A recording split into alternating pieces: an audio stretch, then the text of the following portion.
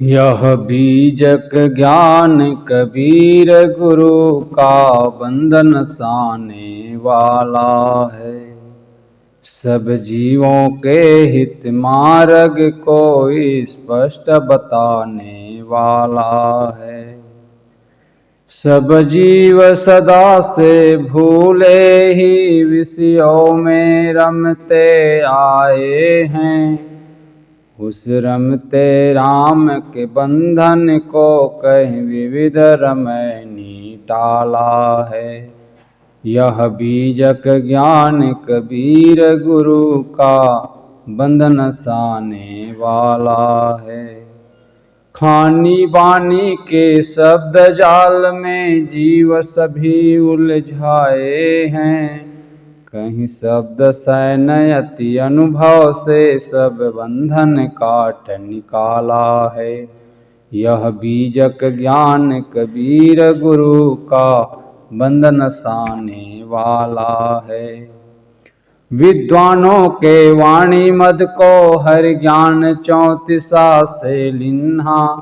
विप्रों की मति गति शुद्धि है तू कहीं विप्रमति सी आला है। यह बीजक ज्ञान कबीर गुरु का बंधन साने वाला है। कहरा कही कहर हरे जीव का कहीं वसंत विषया शक्ति हरे। मन माया के तम हरे आप कहीं चाचर ज्ञान उजाला है। यह बीजक ज्ञान कबीर गुरु का बंधन साने वाला है। अंतः में स्थिर परम रमैया राम बेली में आप कहे। खानी बानी की व्याव्रथा और बिरहुली विवेक विशाला है। यह बीजक ज्ञान कबीर गुरु का बंधन साने वाला है। अविनाशी जीव कर्म के वश जन्मांधि डोले में झूले। अविनाशी जीव कर्म के वश जन्मांधि डोले में झूले। पर कर्ण ही डोला कही विधिवत पारख पद दिया निराला है। यह बीजक ज्ञान कबीर गुरु का बंधन साने वाला है। 11 प्रकरणों से भूषित है पारख ज्ञान भरा बीजक। रविवतिन के प्रकाश किरण तम मोहन साने वाला है। यह बीजक ज्ञान कबीर गुरु का बंधन साने वाला है। अति गुण अगुण विविध पद्यों शैली युक्ति से भरा ग्रंथ। विद्वान भी है टक्कर खाते अभिलाष अल्पमति वाला है। यह बीजक ज्ञान कबीर गुरु का बंधन साने वाला है। गुरु संत पारखी के द्वारा गुरुमुख पढ़ने से भेद खुले। बोधक सूरत की कृपा दृष्टि से पाया बोध उजाला है। यह बीजक ज्ञान कबीर गुरु का बंधन साने वाला है।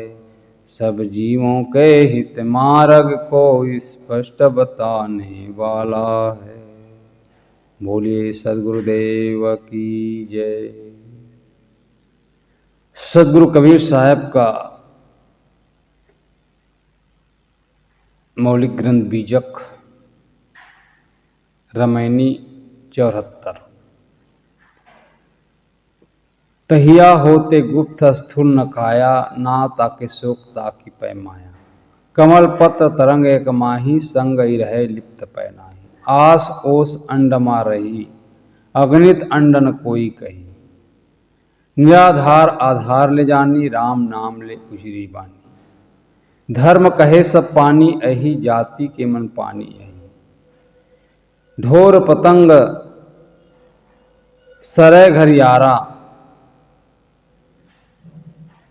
ते पानी सब करे विचार। ते पानी सब करे अचारा। फंद छोड़ जो बाहर होई बहुरी पंथ न जो है सोई।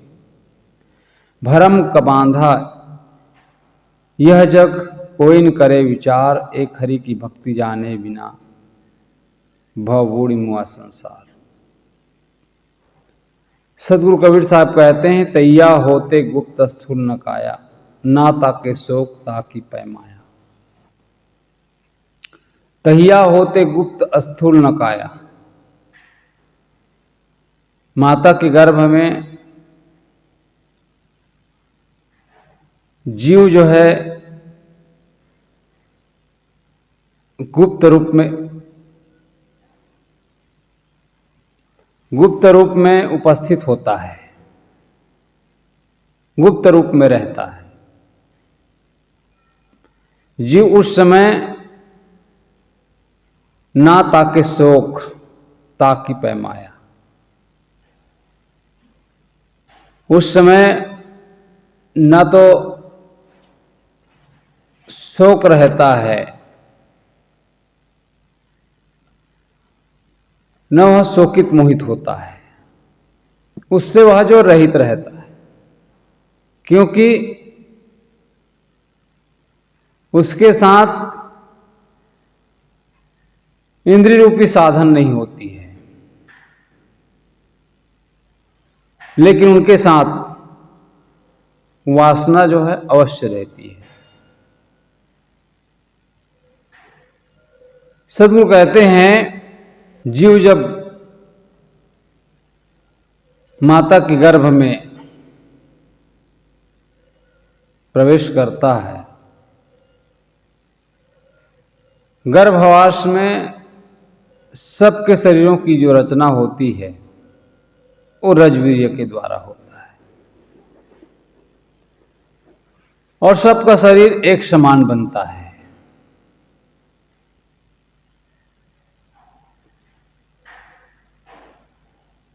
सबकी रचना एक समान,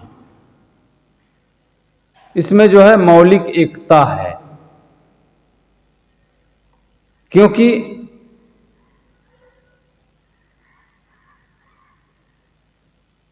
स्थूल काया जब निर्मित नहीं हुई रहती है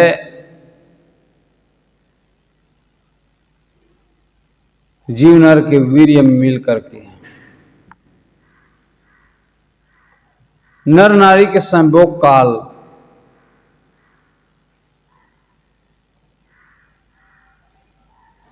काल में नारी के गर्भाशय में पहुंचता है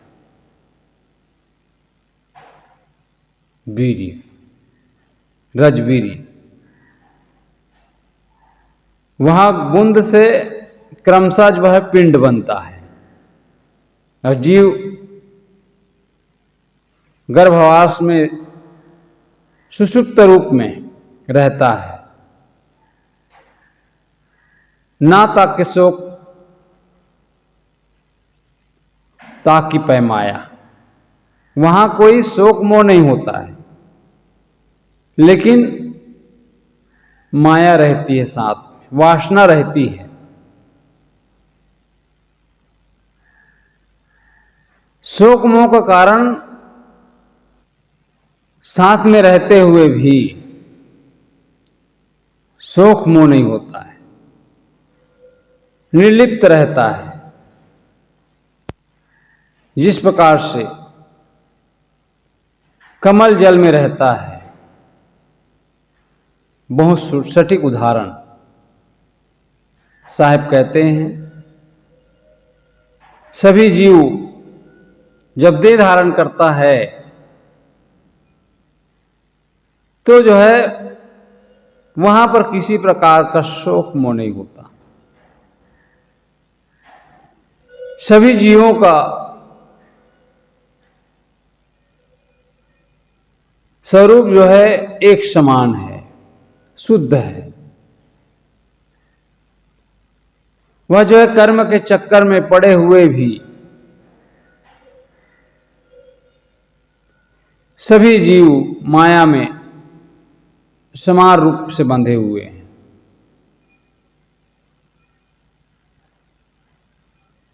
जब तक गर्भावस्था में रहता है शुद्ध,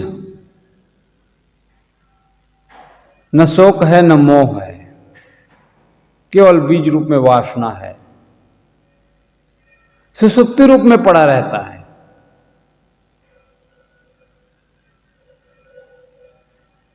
आस ओस अंड मारही, अग्नित अंडन कोई कही। आस वासना, पिंड कहते हैं वीर्य को, अंड कहते हैं वीर्य को। पिता के रजवीर्य में रहता है। रजवीर्य मूल तत्व को अनेक प्रकार नहीं कह सकते। अन्यत्र कहा है, एक बूंद से सृष्टि रची है, को ब्राह्मण को शूद्रा। क्या नारी क्या पुरुष, सभी जो है रजवीर्य के द्वारा पैदा होते हैं। चाहे वह मुसलमान हो, नर हो, नारी हो, ब्राह्मण हो, शूद्र हो, इसमें जो है कोई अंतर नहीं होता।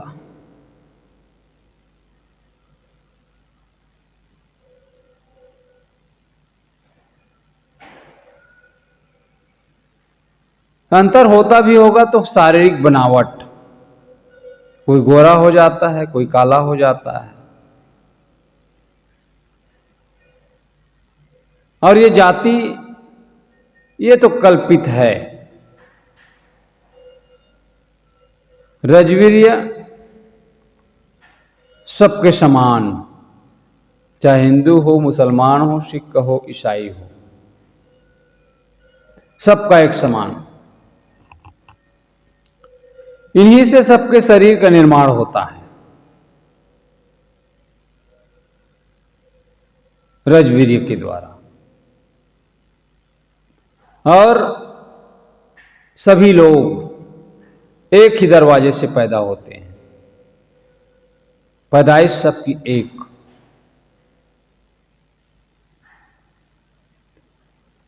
आगे सदगुरु कहते हैं, निराधार आधार ले जानी, राम नाम ले उचरी बानी।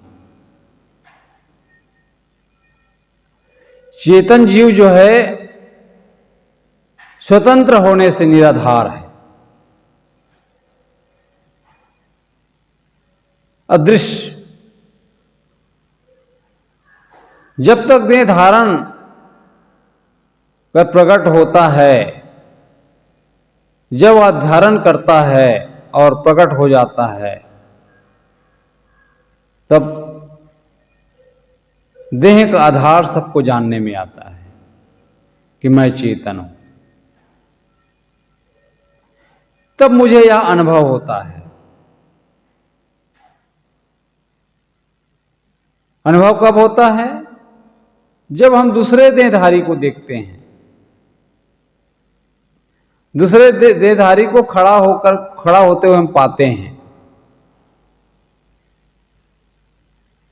तब जो है वह चेतना व्यक्त करता है।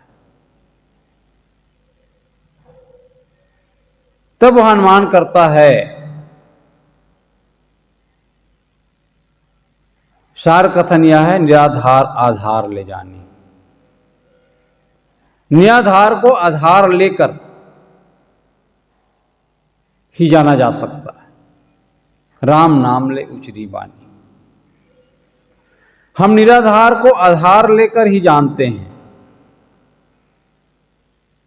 इसी प्रकार जीव को हम राम भी कह सकते हैं, चेतन भी कह सकते हैं। मानव मात्र के शरीर एक समान गंदे रज्जु जैसे बनते हैं।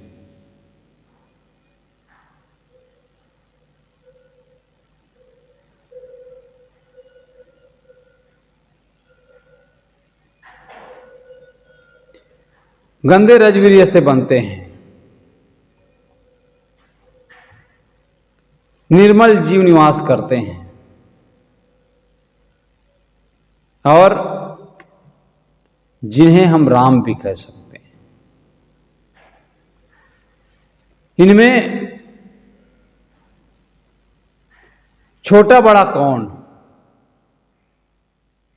कौन छूत कौन अछूत, न कोई छूत है न कोई अछूत। धर्म कहे सब पानी यही, जाति के मन पानी यही।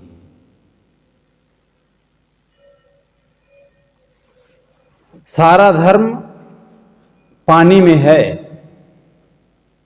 आदमी किस जाति का है, किस वर्ण का है,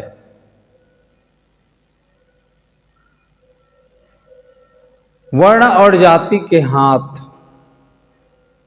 का नहीं पीना चाहिए।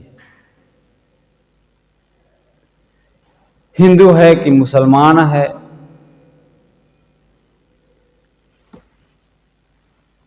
यहां पर खान पान की व्यंजना है। मनुष्य जब परस्पर मिलते हैं तब पानी का आदान प्रदान करते हैं।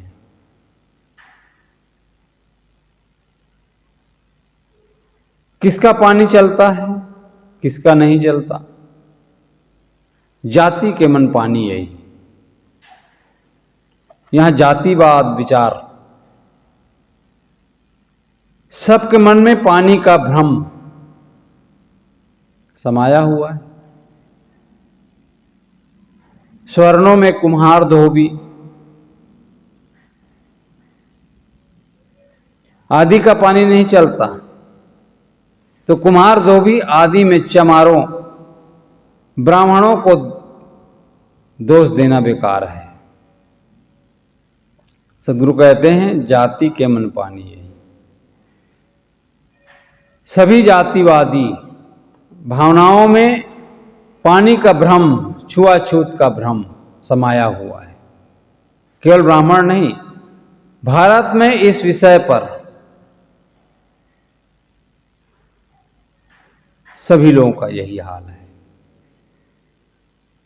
भारत में सबसे बड़ा सनातन धर्म है।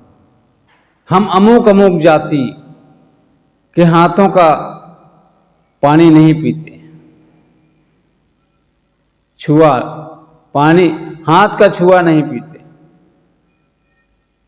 सदगुरु व्यंग करते हैं, ढोर पतंग सरे घरियारा, आते ही पानी सब करे अचारा। जिस पानी को लेकर इतना जो तुम पाखंड कर रहे हो, जितना पाखंड चलता है, उनकी दशा तो देखो। गंगा आदि नदियों में, गंगा नदी का जल जो है पवित्र माना जाता है, बड़ा पवित्र, लेकिन वहां भी मछली, मेंढक, कछुआ, घड़ियाल, अनेक वहां पर जलचर जी निवास करते हैं और उनमें भी प्रजनन होता है। वो भी टट्टी पेशाब करते हैं और वो भी अपने मुख से पानी को गलते हैं और मर जाने पर उसी में सड़ गल के बदबू मारता है, उसी में मिल जाता है। और बाहर से भी पशुओं के लाश फेंक दी जाती है, वो भी सड़ गल करके उसी में मिल जाता है। अनेक प्रकार के नालों में, नालों के द्वारा कूड़े कचरे डाल दिए जाते हैं। कुएं की भी दशा अच्छी नहीं है, वहां भी तो मेंढक उसी में जन्म लेता है, उसी में मर जाता है।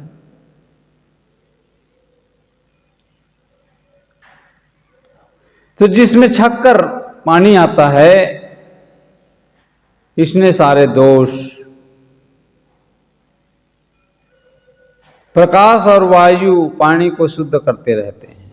चलो यह बात भी ठीक है, परंतु यह साफ सुथरा आदमी हाथ और पात्र शुद्ध मांझ कर, धोकर, स्वच्छ जल कपड़े से छान कर हमें दे दे तो हमें पीने में क्या हर्ज है। लेकिन यहां घर में पैदा हुआ हो, जिसे हम मेहतर, चमार या कुछ अन्य कहते हैं, केवल जाति,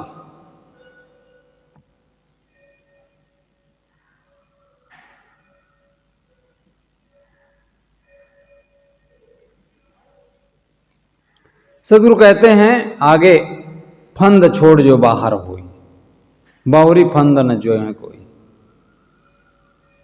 मनुष्य को जन्मजात ऊंच नीच, फंद छोड़ जो बाहर हुई। इस जाल को छोड़ करके जो इससे निकल जाता है, वह जो है इसकी ओर नजर उठा करके भी नहीं देखता है। फंद छोड़ जो बाहर हुई, बहुरी पंथ न जो है सो।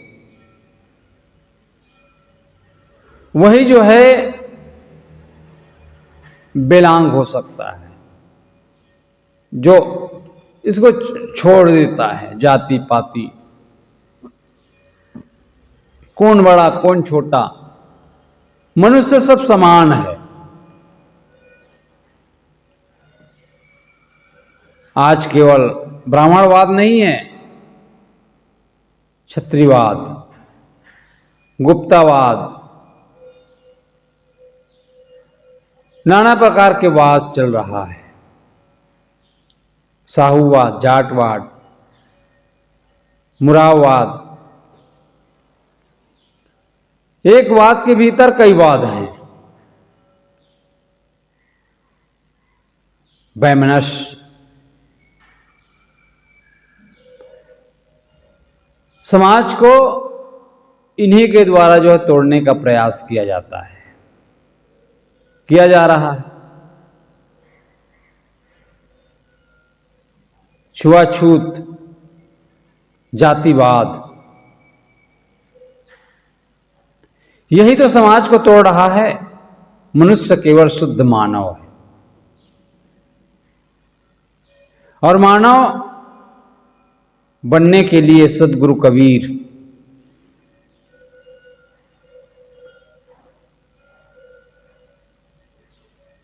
अथक प्रयास करते हैं। सद्गुरु कहते हैं, अपना घर जलाकर दूसरे से भी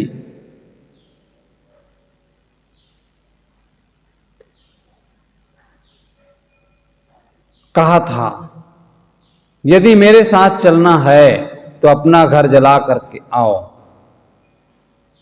सब तरफ से निष्पक्ष, सब तरफ से निष्पक्ष हुए बिना व्यक्ति का कल्याण नहीं हो सकता, न समाज का न देश का। तो फंद छोड़ जो बाहर होई, जो निष्पक्ष होगा, जो किसी में चिपका हुआ नहीं रहेगा, सब बंधन को तोड़ देगा। जाति पाति, छुआछूत, जितने भी वाद है, इससे हट करके जब तक अलग नहीं होगा तब तक जो है फंदा छूटेगा नहीं। और जिसने छोड़ दिया वह स्वतंत्र हो गया। तो सद्गुरु कहते हैं, फंद छोड़ जो बाहर होई, बहुरी पंथ न, वह जो है फिर उस रास्ते की ओर देखता तक नहीं है।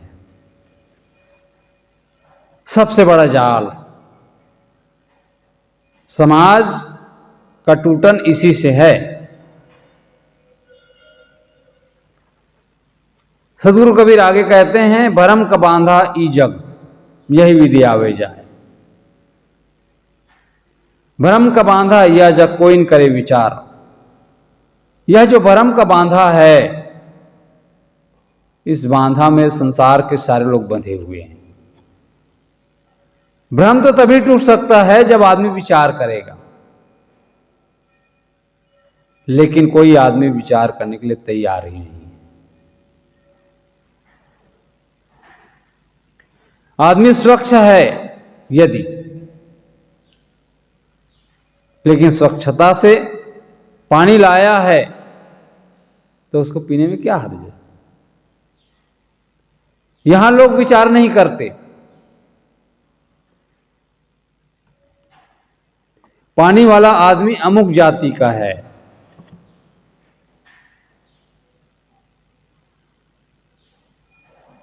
जाति तो एक है, लेकिन हम मार रखे हैं, ये अछूत, ये अमुक जाति का, या अमुक कुल का।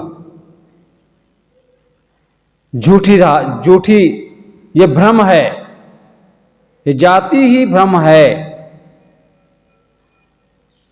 इसमें क्यों पढ़ते हो? सरकारी कार्यालयों में,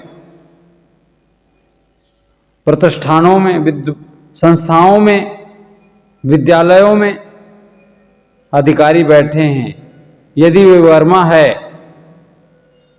तो भर्ती करना चाहते हैं, शर्मा है तो भर्ती करना चाहते हैं। मनुष्य में विचार कब उदय होगा? मनुष्य को देखकर बोध नहीं हो जाता है कि ये सब हमारे भाई हैं। विचार का भ्रम, विचार के भ्रम में आदमी जो है बंधे हुए हैं। आदमी के अंदर इतना कोढ़ है, वर्मा है तो ठीक है, शर्मा है तो ठीक है, यादव है तो ठीक है, लेकिन अन्य जाति का है तो आदमी जो नाक से उड़ता है, उनका पानी नहीं चलता। लोगों को भ्रम। तो सदगुरु कहते हैं भरम का बांधा ईजग कोई न करे विचार। इस पर जो है विचार नहीं करता, इस पर चिंतन नहीं करता। एक हरि की भक्ति जाने बिना भावबूढ़ी मुआ संसार। यहां पर सदगुरु कबीर कितने मार्मिक वचन कहते हैं। हरि और प्रभु ने ही वर्ण व्यवस्था बना दी है, उसने स्वयं ऊंच नीच बना दिए। प्रभु की आज्ञा नहीं मानता है वह हरिद्रोही है। एक हरि की भक्ति जाने बिना भव बूढ़ी मुआ संसार। हरि भक्ति प्रभु वचन का आड़ा दे करके ये जो जालसाज लोग हैं कैसे कैसे जालसाजी रचते हैं, लोगों को दहशतगर्दी बताते हैं, भ्रम में डालते हैं, दादागिरी।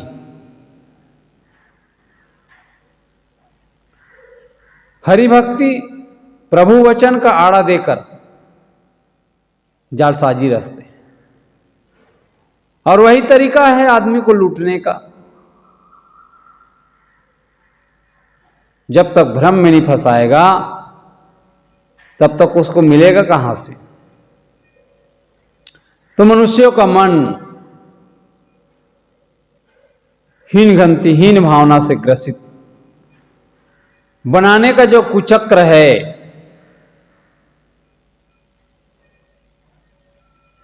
तो वह है एक हरि की भक्ति।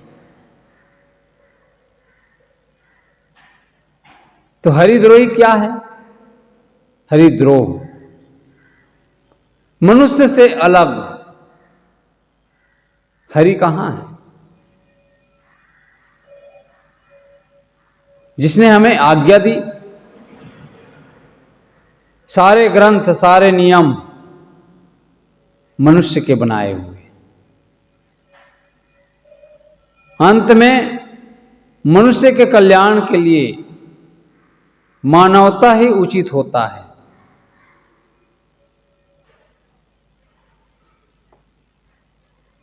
सारे ग्रंथ हमने बनाया, मनुष्य ने बनाया, जीव की उपज है।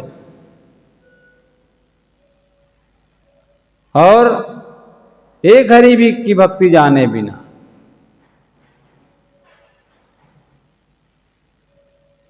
यह जो है कितना मानवता विरोधी बात है।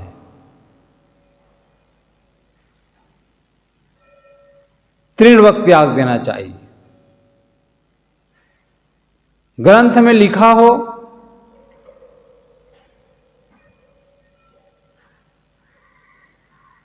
मानव की सेवा ही हरि भक्ति है। ऊंच नीच की भावना का जो विष फैला करके, छुआछूत का पाखंड रचकर मानव के साथ दुर्व्यवहार करना, यही हरिद्रोह है। सद्गुरु कहते हैं लोग हरि भक्ति नहीं समझते, हरि भक्ति के नाम पर हरिद्रोह कर रहे हैं।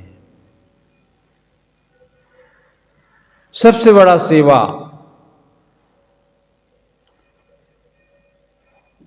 हरि भजन, मानव मात्र की सेवा, मानव मात्र के साथ सुंदर व्यवहार।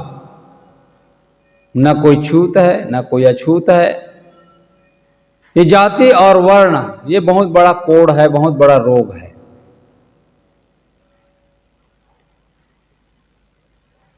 ये जो है मानवता के विरोध, मानवता के विरोधी, और यही चलाया गया। लोगों का शोषण लोगों के ऊपर थोप दिया गया, दबाव, ताकि हम उस पर हावी रहें, वो हमारी बात को माने, वो स्वतंत्र ना हो सके। मूलतः जीव स्वतंत्र है। प्रारंभ में कहा था, जीव जब गर्भवास में रहता है तो जीव जो है स्वतंत्र रहता है। किसी प्रकार का ना तो शोक है, ना चिंता है, न हर्ष है, वहां शुद्ध है। जो कुछ भी बनता है, जो कुछ भी दबाव डालता है, जो कुछ भी, वो सब यही। इसलिए ऐसे जाल से बच करके, ऐसे जाल में कौन बच सकता है? फंद छोड़ जो बाहर हो, जो सारे भ्रम आडंबर को छोड़कर, त्याग कर, जो मार्ग कबीर ने अपनाया, जो मार्ग बुद्ध ने अपनाया, उस रास्ते की ओर चलना होगा। उसी रास्ते से चल करके कल्याण है। बाकी सब घेर करके आदमी को पंगु बनाने का ही काम करते हैं। इसलिए उठो जागो और गुरु के शरण में जाकर बोध प्राप्त करो, ताकि आप स्वतंत्र हो सको, अपना निर्णय खुद ले सको। किसी का आधार लेकर के यदि आप करोगे, जो हमें बांधता है, छुड़ाता नहीं है, ऐसे लोगों के चक्कर में यदि आप पड़ेंगे तो जीवन भर आप दुख से पार नहीं जा सकते, दुख से निकल नहीं सकते। इधर छुटकारा चाहते हैं तो कबीर के विचारों को आप चिंतन करिए, कबीर के विचारों को पढ़िए कि कबीर समाज के लिए क्या किया, समाज को क्या दिया।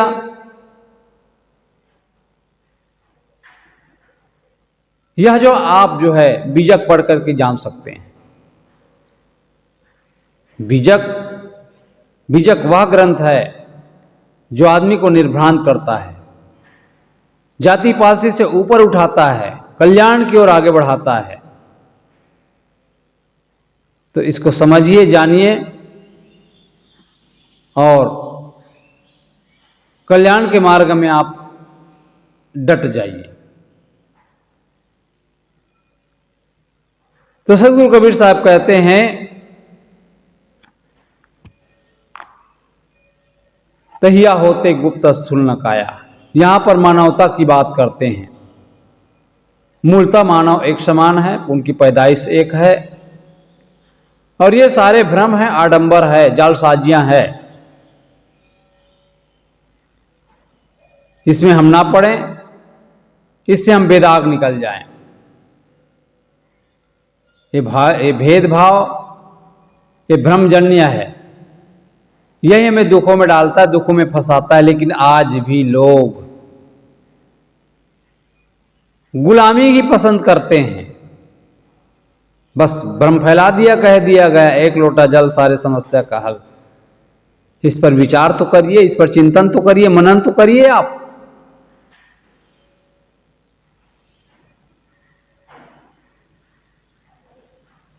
इससे बचिए, सावधान होइए, इससे कल्याण होने वाला नहीं है। तुम्हारा कल्याण शुद्ध मानव बन करके ही हो सकता है। दया को, क्षमा को, सद्गुण को, सदाचार को, ज्ञान को, भक्ति को जब तक आप उपलब्ध नहीं होंगे, शुद्ध मानव नहीं बनेंगे, तब तक आप जो है अपने जीवन का कल्याण का काम नहीं कर सकते। इसलिए आप जो है बीजक पढ़िए। कबीर के वाणियों को पढ़कर जाना जा सकता है कि कबीर ने समाज को क्या दिया।